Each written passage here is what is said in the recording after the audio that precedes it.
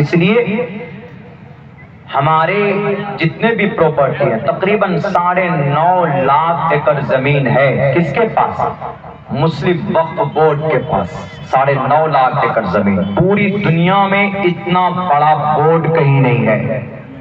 یعنی ہمارے ہندوستان میں سب سے زیادہ زمین ڈیفنس کے پاس ہے، آرمی لوگوں کے پاس، یعنی اس سیکشن میں ہے.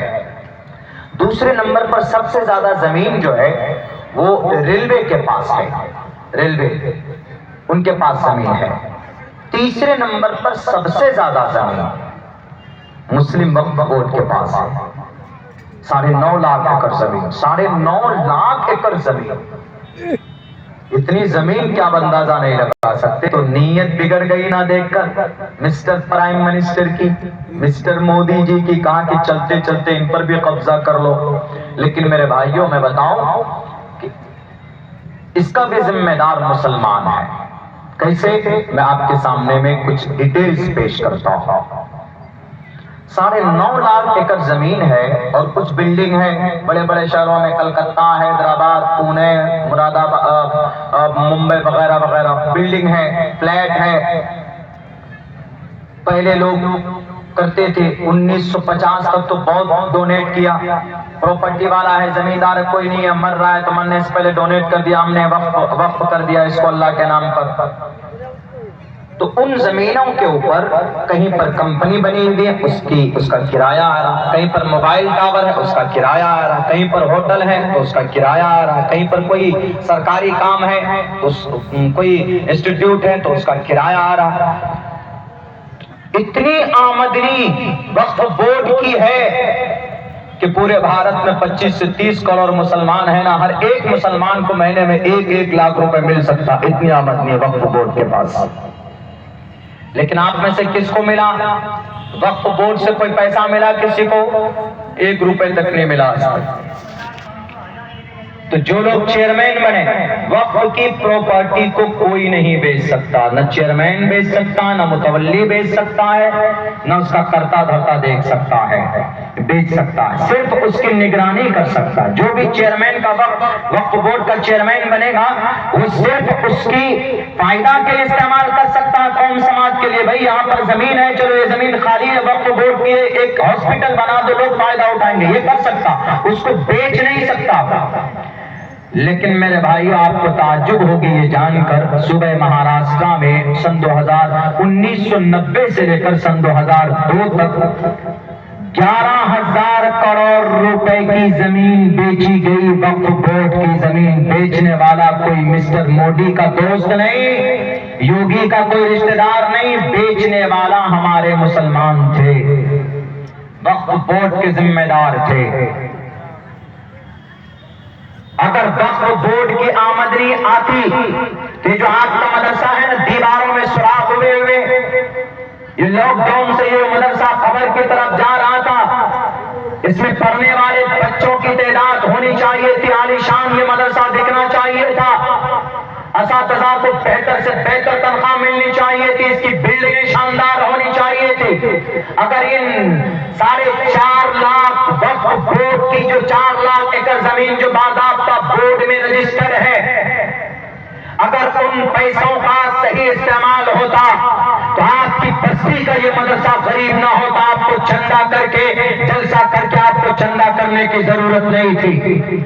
آپ جس مسجد میں امام رکھتے ہو، اس مسجد میں امام کو تنخواہ دینے کے لیے آپ بازار کا چندہ کرتے ہو، پیسہ جمع کرتے ہو، تب جا کر تنخواہ دیتے ہو. اگر وقف بورڈ کی آمدنی کا صحیح استعمال ہوتا، عبداللہ کھل کر کہنے کے لیے تیار ہے، اگر آپ کہیں گے تو پتھر پر لکھ کر دینے کے لیے تیار ہو. قسم کھا کر یہ بات کہی جا سکتی ہے، ہمارے امام کو 10,000 روپے نہیں، 20,000 25,000 25,000 روپے کی تنخواہ ان کو دی جا سکتی تھی وقف بورڈ کی طرف سے، اور بہتر زندگی گزار سکتے تھے ہمارے امام کرام. مدرسہ چلانے کے لیے چندہ کرنے کی ضرورت نہیں پڑتی، مکتب چلانے کے لیے 200 روپے کا چندہ کرنے کی نوبت نہیں آتی علماء کرام کو. ان وقف بورڈ کی آمدنی سے مدرسہ چلتا. لیکن اللہ تبارک و تعالیٰ بھی ایسے ظالموں کو مسلط کرتا ہے جب اس امت کے نالائق اور حرام خور لوگ سگار پر بیٹھتے ہیں. جب اس امت کے لوگ یہ اپنی ضمیر کو بیچ ڈالتے ہیں, اپنے ایمان کو بیچ ڈالتے ہیں اپنے عیش کی زندگی کو مکمل کرنے کے لیے, تو اللہ تبارک و تعالیٰ ظالموں کو مسلط کرتا کہ لوگ تم نے قوم کے ساتھ غداری کی. میں نے وقت کی چیزیں اس لیے رکھی ہے تاکہ غریبوں کی مدد ہو سکے. پورے بھارت کے اندر کوئی میڈیکل کالج ہے وقت بورڈ کی نہیں ہے؟ کیوں نہیں ہے؟ جو کروڑوں روپے کی آمدنی ہے تو کہاں جاتا ہے؟ ان نیتاؤں کے پیٹ میں جاتا. وقت بورڈ کے ابھی تک چیئرمین کے پیٹ میں جاتا. آج تک ایک بھی انسٹیٹیوٹ نہیں ہے کہ ہم اپنے بچیوں کو یا بچوں کو ڈاکٹر بنا سکیں. اگر ڈاکٹر بنانا ہے تو اس میں نیٹ میں بٹھانا ضروری ہوگا.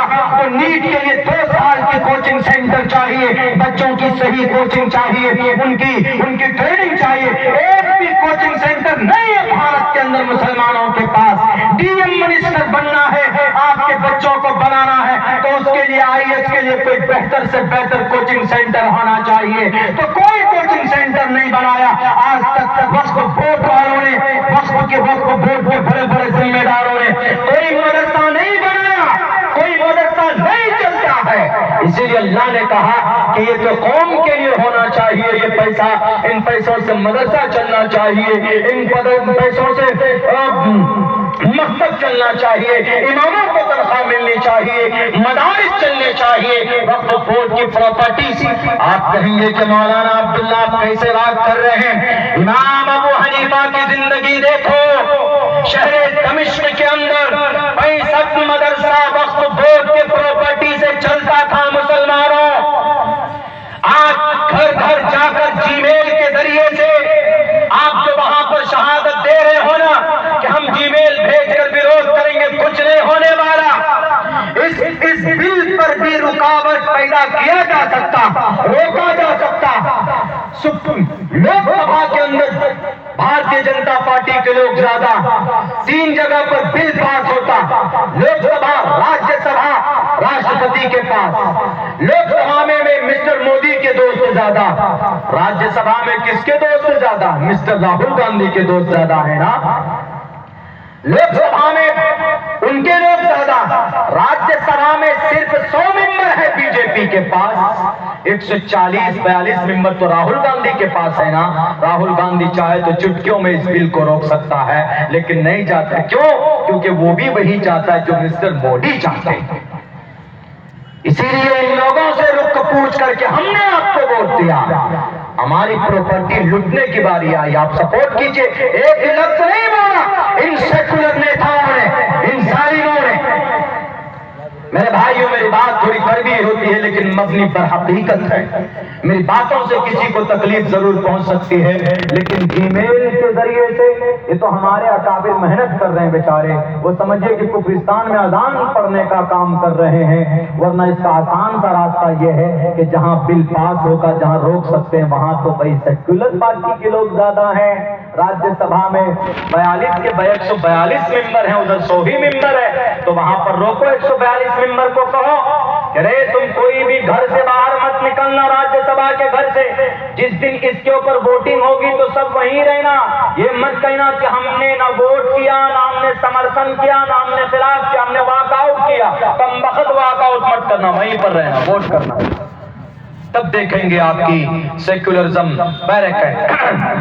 تو میرے بھائیوں, اس وقت کی پراپرٹی سے اس امت کا بہت بڑا فائدہ ہو سکتا تھا, لیکن نہیں ہوا, نہیں ہونے دیا. کیوں؟